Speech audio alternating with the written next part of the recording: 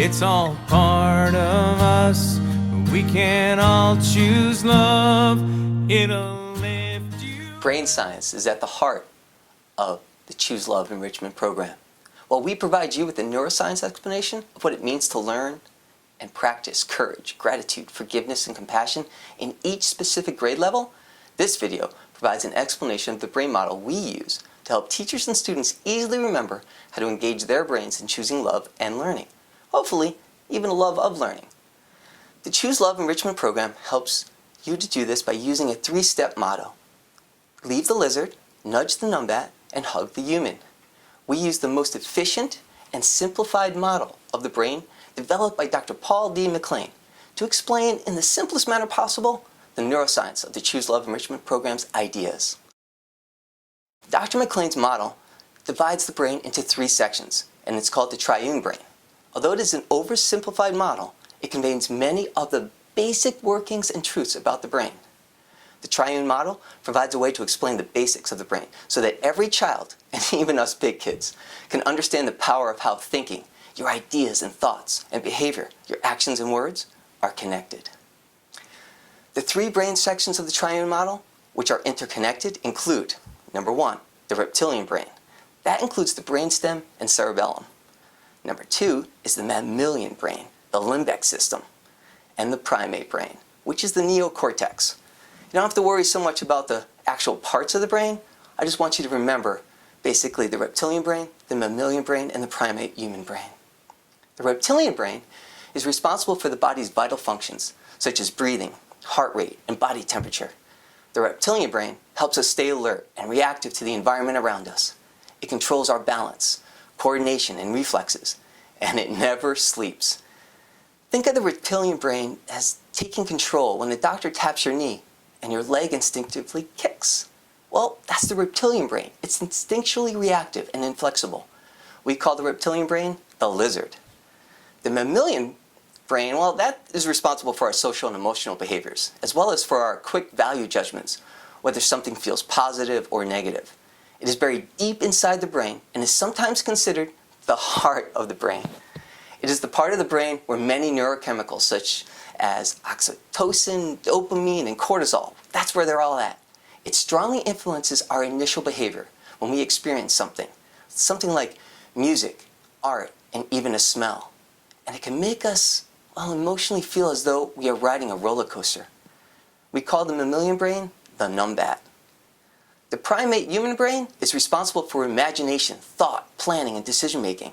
It is the part of the brain that helped us develop language, and it has infinite learning abilities. Let me repeat that.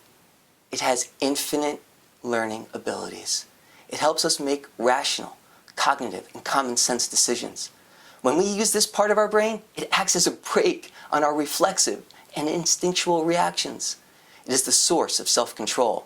We call the primate brain, well, the primate human brain, the human.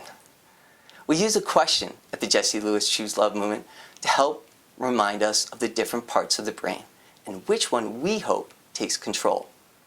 Our question is, who's the boss? In other words, who do you let control your brain and behavior? We can allow the lizard, the numbat, or the human to control our thinking and actions. How we act tells everyone else who is in charge at any given moment. Is it the lizard, numbat, or human? We make the choice of who controls our actions in every situation. When we are in a situation that excites us in either a positive, kind of goosebumpy feeling way, or negative, angry feeling way, each of us can choose which part of the brain we want to control our responses. Let's take an angry feeling as an example. When we feel angry, that feeling awakens the numbat part of our brain, that limbic system, by sending blood and oxygen to it. The blood and oxygen is like feeding the numbat. We have a choice of 2 decisions for how we deal with the awakened numbat of anger. The first is that we can send it up toward the human so that the angry numbat is handled in a reasonable and rational way, hugging the human. When we slow down and think about the anger we are engaging, we are hugging our human brain. The second choice is to send the numbat's oxygen down to the lizard so that we are feeding our primitive and reactionary lizard brain. In other words, we can nudge the numbat to either hug the human or feed the lizard. The Jesse Lewis Choose Love movement wants to help everyone learn how to leave the lizard and nudge the numbat toward hugging the human. If there's one thing I would love for you to remember, it is our 3-step motto: to help educators teach and students learn about the brain science of social and emotional learning. That is, leave the lizard, nudge the numbat, and hug the human. Before I go, I want to leave you with a fun note. The initials of our social and emotional learning motto, LNH, are the same as Jesse's chalkboard message to his mom: loving, nurturing, healing. Now go leave the lizard alone and nudge the numbat so that it hugs the better part of who you are.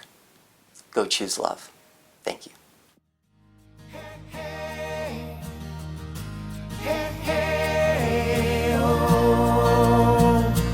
It's all part of us.